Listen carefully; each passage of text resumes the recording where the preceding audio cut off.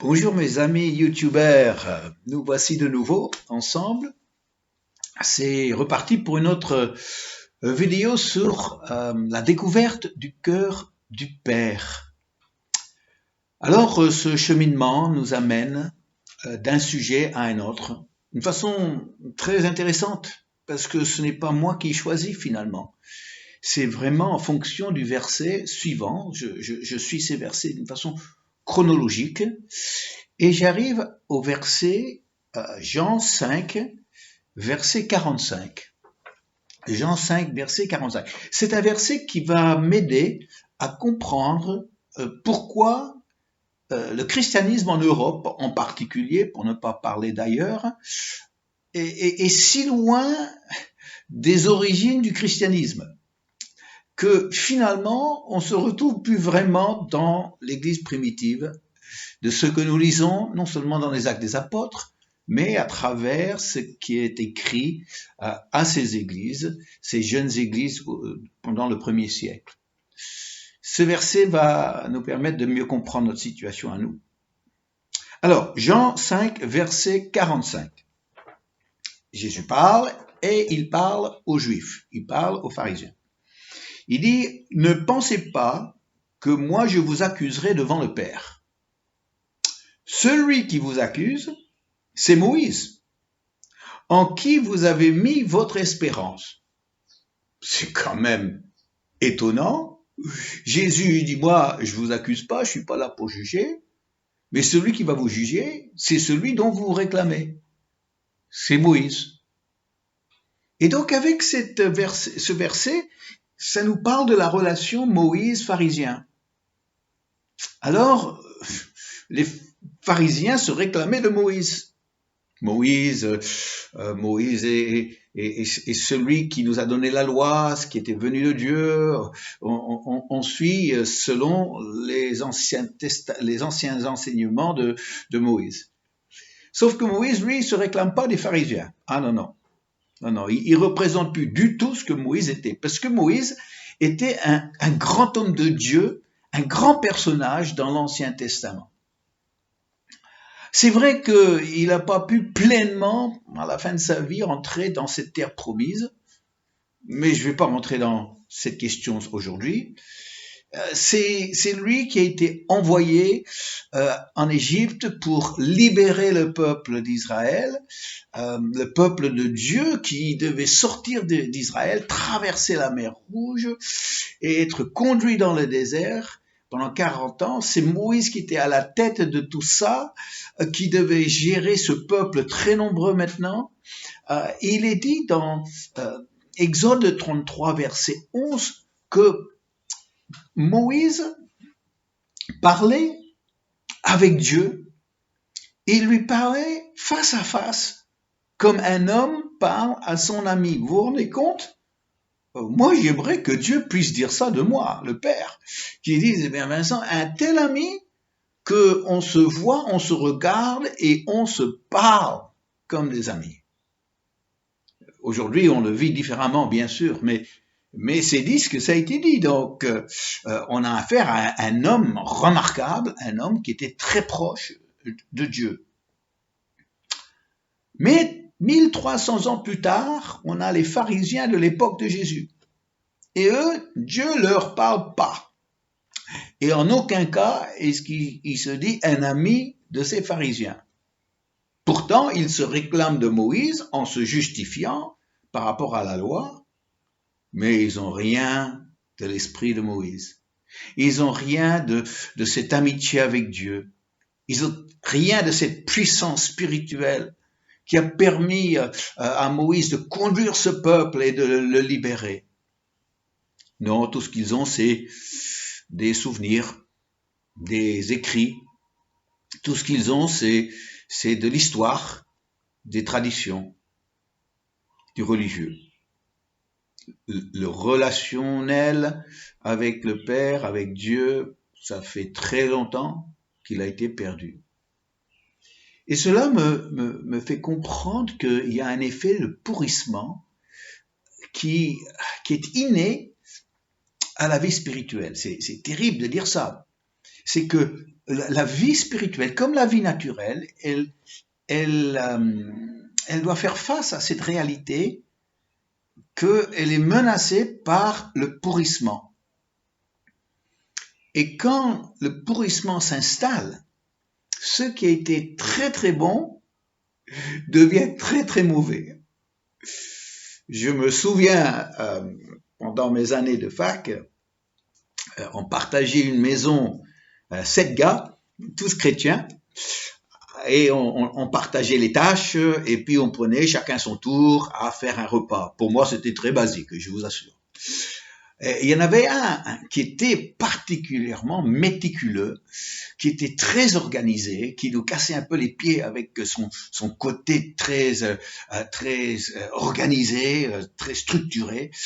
Et voilà que quand un jour c'était son tour de faire le repas, et alors il avait préparé sa recette, il avait trouvé les ingrédients, et il avait préparé son repas le matin même pour le soir. Et ce repas, à première vue, était magnifique. Ça n'avait rien à dire. Et il avait bien suivi sa recette, et puis il avait produit quelque chose qui donnait vraiment envie, qui était appétissant. Mais parce que il souffrait de l'excès d'organisation, il a, pour préparer le moment où il fallait allumer le four pour cuire son repas, il a laissé le plat au four et non au frigo. Les gars, les 7, on arrive de notre journée, on a tous faim, on se met à table, il sort avec grande fierté son plat du four, il le pose sur la table et tout de suite, on sentait une drôle d'odeur. Quand il a soulevé le couvercle, on a vu ce que c'était, la mauvaise odeur qui dégageait de ça. On a dit, nous, on mange pas ça. Et finalement, quand on a compris qu'il avait laissé le plat toute la journée en pleine chaleur du Queensland sous-tropical en été, et qu'au four, en attendant que le four soit allumé, le plat s'est complètement pourri, et après, ce qui semblait tellement bon est devenu tellement mauvais. Je me souviens, très cérémonieusement, on a sorti le plat comme ça à distance, on l'a posé sur l'herbe du jardin derrière, et avec un tuyau d'arrosage, on a arrosé tout ça pour nettoyer notre plat, pour qu'il puisse servir une autre fois. On n'a jamais oublié celle-là, mais c'est une leçon aussi, parce qu'il y a effectivement le problème du pourrissement. C'est le cas pour le lait, c'est le cas pour le vin, c'est le cas pour les repas. Toute la nature peut subir ce pourrissement, mais ce qui est vrai dans le domaine naturel, c'est également vrai dans le domaine spirituel. Régulièrement, on me pose la question, parce que ça, c'est quelque chose que les gens ne comprennent pas. Ils me disent, mais Vincent, mais pourquoi y a-t-il tellement de dénominations chrétiennes? Pourquoi on n'est pas juste tous chrétiens? Et pourquoi les dénominations? Alors la réponse, elle est très simple. Le pourrissement spirituel qui devient du religieux. Et oui, parce que quand vous suivez l'histoire des mouvements, la naissance des différents mouvements, que ce soit l'Église anglicane, ou bien que ce soit les méthodistes, ou que ce soit l'Armée du Salut, que ce soit les pentecôtistes, toute l'histoire du christianisme depuis 2000 ans, c'était constamment des groupes nouveaux qui se détachaient de ce qui était existant, de ce qui était traditionnel. Et chaque fois, c'était des mouvements de renouveau. C'était des mouvements d'essayer de ramener les croyants à une vie spirituelle plus intense, plus authentique. Parce que avec le pourrissement spirituel, ce qui a commencé fort a baissé, au point où il y avait juste la religion qui restait, et la relation et cette intensité de vie était perdue.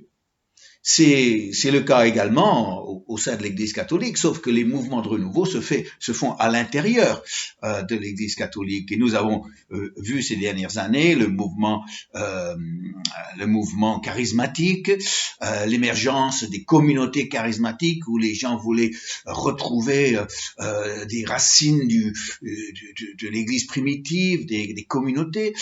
Il y a eu aussi ces dernières années le mouvement qui était des cours alpha aussi, qui ramenaient les gens à la parole de Dieu, mais aussi qui ramenaient pas seulement des catholiques, mais des anglicans et vraiment des chrétiens de tous bords à la réalité du baptême du Saint-Esprit et la parole de Dieu. Et chaque fois, c'est Dieu qui utilisait des hommes et des femmes pour lancer un renouveau, pour redonner une propulsion pour son œuvre spirituelle, parce que progressivement, cela avait été perdu. Alors, je l'ai constaté même au niveau du ministère, que certains qui commencent très fort, progressivement perdent leur premier amour, peut-être leur première détermination, la consécration des premiers jours, ce désir de tout donner pour le royaume de Dieu, et progressivement ça s'installe dans un espèce de confort où on aime le titre, on aime les avantages en nature, quand il y a une église qui réussit, l'homme qui s'est montré un homme de foi à 40 ans, parfois à 60 ans, ne serait plus capable de refaire ce qu'il a fait à 40 ans parce qu'il y a eu le pourrissement. Il a perdu quelque chose de ce qu'il avait. Et quand j'ai vu ça, et je l'ai vu de nombreuses fois, je me suis inquiété pour moi. Et je me dis, qu'est-ce que je dois faire moi pour empêcher ce processus de pourrissement que j'ai vu tellement dans notre monde chrétien? Et finalement, j'ai compris que ma seule vraie protection, c'est de rester proche des choses essentielles, de ne jamais m'éloigner des valeurs fondamentales sur lesquelles mon idéalisme chrétien est bâti. Oui, un idéalisme chrétien, je suis un idéaliste. J'ose croire que ce que les premiers chrétiens ont vécu, je peux le vivre aussi aujourd'hui. Et c'est pour ça que la question de l'amour est tellement importante. L'amour pour Dieu, l'amour pour les autres. Si on s'éloigne de ça, on va tout perdre. Et puis l'humilité. Le jour où on commence à utiliser le ministère pour soigner son ego, une place dans l'église, et l'église devient comme une émission de Star Academy espérant d'être découvert, je dis mais on a tout perdu. C'est aussi de comprendre que ce qui va me tenir très honnête dans ma vie chrétienne, c'est d'être vraiment sur le terrain, c'est d'être proche des âmes perdues, de jamais perdre ma passion pour eux, parce que pour eux, les titres qu'on se donne, ça veut rien dire. Pour eux, l'expérience qu'on a acquise, ça veut rien dire. Mais pour eux, est-ce que tu peux me parler à moi d'une façon qui peut me toucher? Voilà ce qu'ils demandent. Et si tu as perdu quelque chose et tu ne peux plus parler à des personnes non chrétiennes, non croyantes, c'est que il y a eu un pourrissement spirituel qui a eu lieu. Je dis aussi que c'est mes fréquentations. Je veux fréquenter des gens qui sont bouillants. Je veux pas fréquenter des gens qui sont tièdes, des gens qui ont perdu la chaleur qu'ils ont eue à une certaine époque. Je veux pas m'installer dans un club chrétien ou un club de ministres de l'évangile. Non. Et la parole de Dieu, si un jour elle commence à me fatiguer un peu, c'est que j'ai perdu cette passion de cette parole vivante, tranchante. Jamais j'arriverai au bout de son inspiration, jamais. Le jour où je deviens un professionnel des messages, des prédications, des enseignements, c'est le jour où ce pourrissement s'est enclenché. Ah non, moi je voudrais que ce soit pas les Moïse de ma vie qui se lèvent pour m'accuser devant Dieu. que ce qu'ils m'avaient communiqué, ce que j'avais reçu de leur part, j'ai ensuite tout perdu. Parce que des Moïse, j'en ai eu, moi. Quand je dis ça, des hommes de Dieu qui étaient proches de Dieu, qui m'ont communiqué ce désir, qui m'a communiqué l'envie de répondre à l'appel de Dieu. Mais si je perds tout, si je m'installe dans un professionnalisme, alors là, c'est eux qui un jour vont se lever en disant, Vincent, qu'est-ce que tu as fait avec tout ce qu'on t'a transmis? Et regarde comment ça s'est terminé.